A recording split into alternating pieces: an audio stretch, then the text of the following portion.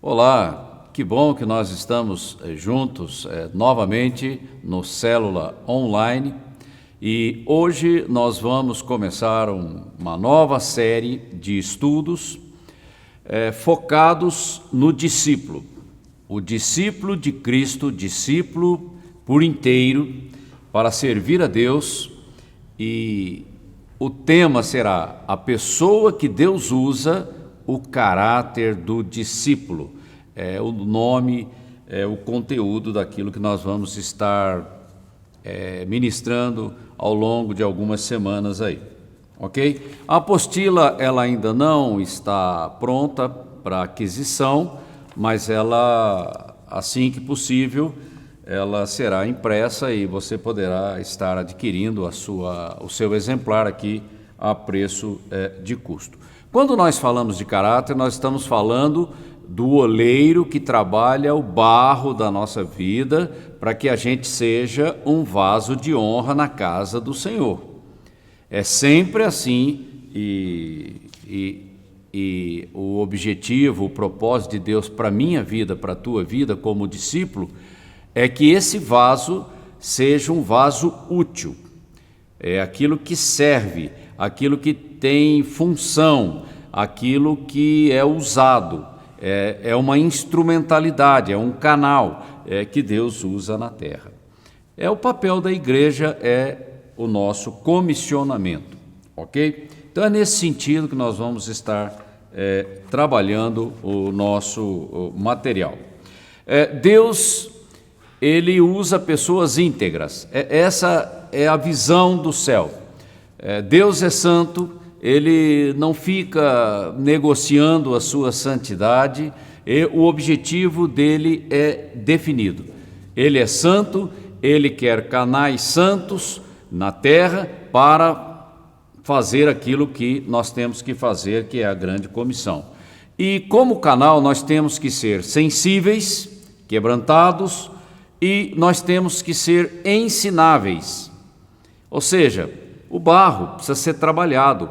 O barro, quando ele não tem plasticidade, ele não serve para você construir um vaso. Você tem que descartar.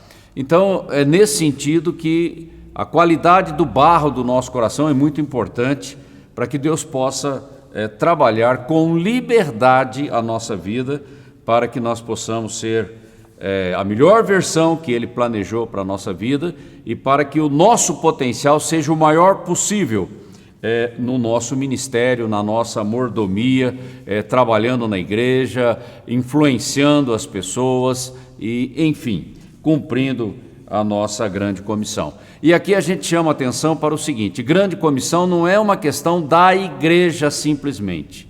A igreja é mais igreja lá fora do que dentro.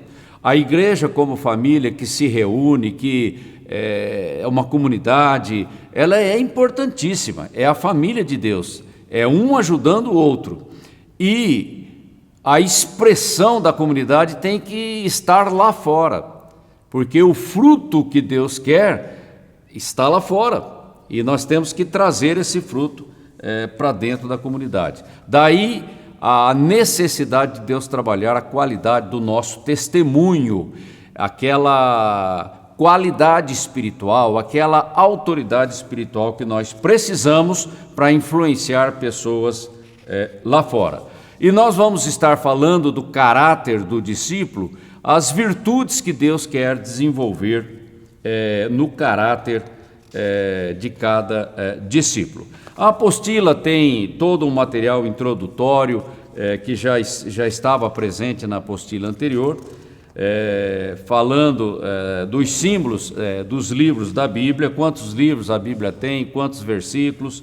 Aqui nós colocamos como é que a Bíblia foi organizada, tanto o Velho Testamento quanto o Novo Testamento, os autores dos livros, a data mais ou menos aproximada da composição desses livros. Enfim, isso tudo faz parte da introdução da apostila, ok? Só lembrando você aí para facilitar o seu estudo. Bom, hoje começando essa nova série, nós vamos ver o estudo número 1, a pessoa que Deus usa. Nós vamos fazer uma pequena introdução. Vou ler aqui um texto que está em Tiago, capítulo 1, do versículo 2 ao versículo 4. Meus irmãos, considerem motivo de grande alegria o fato de passarem por diversas provações, teste, prova, pois vocês sabem que a prova da sua fé, a nossa fé é provada, produz perseverança, constância, persistência. Isso é fruto de maturidade. E a perseverança deve ter ação completa, não pode ficar alguma coisa para trás mal resolvida. Deus sempre vai trabalhar o barro da nossa vida, a fim de que vocês sejam maduros. Olha o propósito. E íntegros, maduros e íntegros, ou seja, não falta nada, não está dividido, não ficou nada para trás, há uma harmonia no todo da nossa vida, tanto naquilo que a gente é, como naquilo que a gente tem, para que a gente possa servir corretamente, sem lhes faltar coisa alguma. Veja bem, o plano de Deus é amplo, e esse processo de maturidade, de trabalhar a nossa santificação, o nosso caráter, é um processo de longo prazo, só termina na primeira ressurreição, ou no arrebatamento. É simples assim, e Deus sempre vai trabalhar. E a mão de Deus que trabalha o barro da nossa vida é o Espírito Santo. A dispensação da igreja, a edificação da igreja é operada pelo Espírito Santo. E o material é a prova, a experiência é pessoal, não é teórico, não é intelectual, é pessoal, é uma experiência na prática. E o material básico é a palavra. A palavra, porque a nossa vida ela é edificada com o insumo da palavra viva, fiel, poderosa do Senhor. Primeira coisa importante, para servir a Deus, ou seja, operar em nome de Deus na terra, o canal precisa ter um caráter adequado. O caráter adequado é um caráter parecido do tipo daquele que te chama para fazer alguma coisa como igreja, como discípulo. É simples assim. E essa perseverança que é fruto dessas provas, testes e tudo que acontece na nossa vida é no sentido de nos levantar em maturidade, em conhecimento prático, experimental, da comunhão que vem com o Senhor. Porque o legado que Deus quer que a gente deixe na terra é um legado que vem de uma experiência de maturidade, é coisa prática. Não é só informação. A informação teológica, bíblica, ela é importante, mas você precisa conhecer Deus pessoalmente, experimentalmente. Ok? Porque isso sim é uma base sólida para você construir um legado que vai permanecer na terra. E quando Deus trabalha a prova da nossa fé, é tanto no sentido de você adquirir experiência, coisas novas, ou de correção. Você não está entendendo bem, você não está enxergando bem, então Deus precisa trabalhar a acuidade da visão do teu coração. E isso traz maturidade, porque a correção de Deus é para edificação, é para que a gente reconheça os nossos erros, as nossas falhas, e a gente possa estar em pé, trabalhando, operando no seu nome na terra. É nesse sentido. E Paulo chama atenção, né? Quando ele fala do ministério dele, ele lista uma série de provações pelas quais ele passou, está lá em 2 Coríntios, capítulo 6, do versículo 9 e 10. Mas ele também chama a atenção lá em 1 Coríntios, capítulo 3, do versículo 10 a 15, a maneira como a gente constrói sobre o fundamento que é Cristo. porque ele já está falando do tribunal de Cristo, ele está falando dos galardões, ele está falando de obras da fé que permanecem. É importante, isso é fruto de maturidade. E também, lá em 2 Coríntios capítulo 7, versículo 9 e 10, ele diz que a correção de Deus na vida do filho é para arrependimento, para conversão, para restauração e trazer a maturidade. Quer dizer, Deus, ele sempre está olhando de uma maneira objetiva para a nossa vida. E nós precisamos adquirir experiência, porque a experiência traz sabedoria. A sabedoria tem uma função, ela é aplicável. Eu posso usar a sabedoria adquirida na minha comunhão com Deus, na minha experiência com Deus, em situações concretas, porque vai funcionar. A sabedoria, ela é prática, ela é aplicável, ela pode ser replicada em outras situações. Mas se eu não tenho essa sabedoria, como que eu vou fazer? Qual a decisão que eu vou tomar? Que direção eu vou seguir? Aí começa a entrar uma certa confusão na nossa vida, de filhos, ok? Por isso que a sabedoria é extremamente necessária na nossa vida, e isso vem da prática. Ok? Muito bem, diante dessas provações que Deus vai trazer na nossa vida, provando a nossa fé para produzir o fruto da integridade, da maturidade, qual tem sido a postura do meu coração? Ou seja, qual a maneira como eu reajo diante do trabalhar do Espírito Santo na minha vida? Nós já falamos de relutância, de soberba, orgulho, indiferença, não dá importância, deixa para depois, enfim, a maneira como nós reagimos, isso garante a velocidade com que o fruto do Espírito Santo vai aparecer na nossa vida. E a qualidade do fruto do Espírito Santo na nossa vida tem impacto direto na nossa influência, nos resultados do nosso trabalho. Aí tem a ver com a grande comissão. Uma coisa acaba se amarrando na outra, ok? Então eu tenho que ter uma postura de quebrantamento, de humildade, de submissão para o trabalhar do Espírito Santo na minha vida.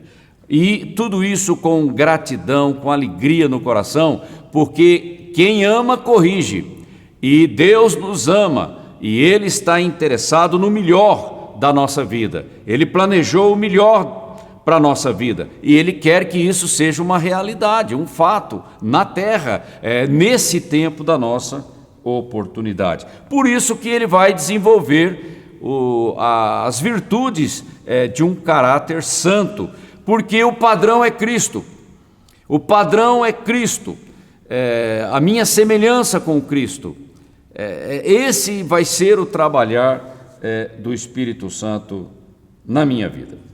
E santidade é da natureza de Deus, é sempre assim, né? O pessoal às vezes costuma no mundo aí dizer, Deus escreve certo por linhas tortas. Isso não existe, isso é uma blasfêmia. Porque Deus escreve certo por linhas retas, porque a palavra de Deus diz que o caminho do Senhor é reto, é plano, né? E Ele quer que os filhos tenham a semelhança de Cristo, que teve o mesmo padrão, é o padrão que está no coração do Pai. E a Bíblia diz que nós somos instados a orar por ceifeiros, porque a grande comissão fala de uma grande colheita para a glória de Deus. E nós devemos orar por ceifeiros, mas não é qualquer um, não é de qualquer jeito. Deus tem padrão, ceifeiros maduros, íntegros, para serem usados com toda a liberdade, com todo o poder e autoridade na terra, produzindo os frutos que Deus deseja. E na obra do ministério, um planta, outro rega, o outro capina, um colhe, mas tudo vem de Deus, porque Deus opera em todas as coisas. Então não é mérito plantar, não é mérito regar, não é mérito capinar, não é mérito fazer isso ou fazer aquilo ou colher. O mérito é de Deus, porque é Ele que opera o crescimento, a edificação do corpo de Cristo na terra. Ok? A gente tem que ser humilde, e a nossa dependência é da unção, do poder do Espírito Santo se movendo através da nossa vida. E na nossa sociedade pós-moderna, a gente tem essa mania de relativizar as coisas. Quando você relativiza as coisas, você ressalta a subjetividade. E aí o padrão de Deus perde o valor que ele tem. E isso é um engodo do inimigo, que quer que a gente se confunda com as coisas. A igreja não pode entrar nesse campo minado do politicamente correto, daquilo que é subjetivo, porque aí o padrão de Deus perde o sentido, o valor que ele tem. E o nosso padrão é Cristo, e Cristo seguiu o padrão do Pai. Então a igreja não pode ser diferente, porque senão nós vamos querer agradar o mundo e vamos perder a conexão com o Deus de toda a santidade. Ok? Agora, a estratégia para fazer as coisas, isso sim cabe você ser mais contemporâneo que você puder, mas a verdade é sempre a mesma, ela não muda. A maneira, o jeito de fazer muda de tempos, de épocas, de estações, para cada público, para cada país, para cada nação, a gente sabe disso, mas a verdade é sempre a mesma, né?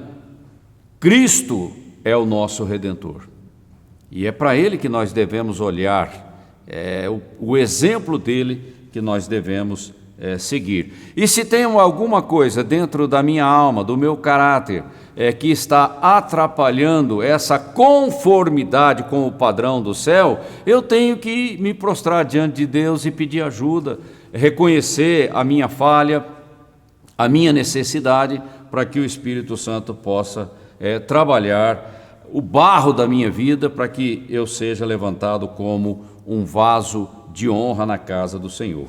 E outra coisa importante que a gente não pode se esquecer: não existe, para o discípulo de Cristo, não existe separação entre o privado e o público. As duas coisas pertencem à mesma pessoa, o discípulo. Então, no privado e no público, eu sou um só. Isso se chama integridade. Eu não sou duas pessoas. No público eu sou uma coisa, no privado eu sou outra. Não, o meu caráter é o mesmo, ok? Porque Jesus disse que do coração procedem as coisas, e no privado o meu coração se expressa de uma determinada maneira. No público eu vou querer colocar uma máscara, eu vou querer enfeitar alguma coisa que pode não agradar ao público. Não funciona. A minha integridade tem que ser a mesma o tempo todo, em todo lugar, em todo o tempo, em toda situação. É lógico que você usando de prudência, de sabedoria, mas você não pode ser outra pessoa, porque aí a autoridade começa a ficar minada, e as pessoas de fora vão começar a perceber e vão começar a se afastar da sua influência. Esse é o perigo, né? O perigo de você querer agradar as pessoas e desagradar a Deus e perder a unção. Aí você vai ficar numa situação bastante desconfortável. E Deus tem um padrão e nós devemos observar esse padrão, ok? Muito bem.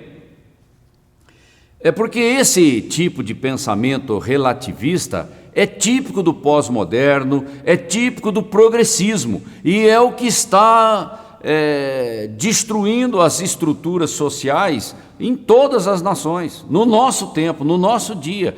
Basta olhar o noticiário. Você percebe a manipulação, as narrativas que são construídas no sentido de destruir o casamento, de destruir a família. A verdade agora é uma questão subjetiva, não é um padrão que é estabelecido a partir do trono de Deus. E aí a questão do aborto, e vem um monte de coisa que acaba criando um caldo muito perigoso para a igreja, para o cristão, para o discípulo de Cristo. Porque quando a gente relativiza as coisas, eu estou excluindo Deus da equação da vida. Entende? E aí eu fico à mercê de filosofia, conceitos humanos e todo o espírito de engano. E isso vai produzir um desastre na vida daqueles que seguem esse tipo de orientação, né? E o Estado não é o meu pai. O Estado não é o pai das pessoas. O Estado não tem nenhuma responsabilidade pela formação do caráter de uma pessoa. Deus criou a estrutura para isso, que é a família. E ao lado da família biológica, pai, mãe e os familiares, Deus criou outra estrutura familiar que se chama igreja. São essas as estruturas basilares na formação do caráter. E não é o Estado, não é a escola, não é a universidade, não é o clube que vai formar o meu caráter. A gente tem que prestar atenção nisso para não ser enganado, ok? E quando eu começo a relativizar as coisas, eu estou realçando a minha subjetividade, o meu individualismo. E o individualismo não se preocupa com o outro. Quando ele olha para o outro, ele olha segundo as intenções, com interesses. E aí vem todo tipo de controle, de manipulação, de dissimulação, enfim, não é isso que Deus quer na vida dos seus filhos. Não é assim que nós vamos cumprir a grande comissão. É a boa árvore produzindo bons frutos, frutos que permanecem para a glória de Deus. Por isso que sempre nós vamos estar falando do caráter do discípulo. Ok? Porque isso é a base, é a base, é a base. E da base vem o servir. Agora, servir sem caráter é produzir escândalos. Você não vai ajudar o Senhor a edificar a igreja. Você vai criar situações complicadas que alguém depois vai ter que trabalhar para corrigir. Então, nós devemos ser humildes, quebrantados diante do Senhor, fazendo uma sondagem do nosso coração para ver onde Deus tem que trabalhar na nossa vida, ok? E fica aí para aplicação pessoal o seguinte: o nosso egoísmo como seres humanos, ele tem um problema crônico de surdez espiritual que reflete a nossa condição de rebelião, de não aceitar o padrão de Deus, de menosprezar o padrão de Deus. E eu preciso tomar cuidado com esse tipo de influência na minha vida. E o caminho é a comunhão com o Senhor, é a comunhão com a igreja, é a comunhão com a palavra, porque daí o Espírito Santo tem material para trabalhar a qualidade do meu coração, tirar a cera dos meus ouvidos, tirar aquele cisco dos meus olhos, para que eu possa ouvir corretamente, para que eu possa ver corretamente e eu possa obedecer o Senhor com integridade. É quebrantado que eu posso ouvir e ouvir para obedecer. E o momento de agir é agora, não é amanhã, não é depois, é agora. E aqui na apostila nós colocamos o lembrete daquilo que a gente já vinha falando do estudo anterior. Seja um discípulo ativo em todas as situações, seja um amparo firme na vida das pessoas, saia do isolamento. O isolamento não é de Deus. Nós precisamos desenvolver os nossos relacionamentos saudáveis. Esteja sempre disposto e disponível para ajudar, para cooperar na obra do ministério, na igreja, abençoando vidas.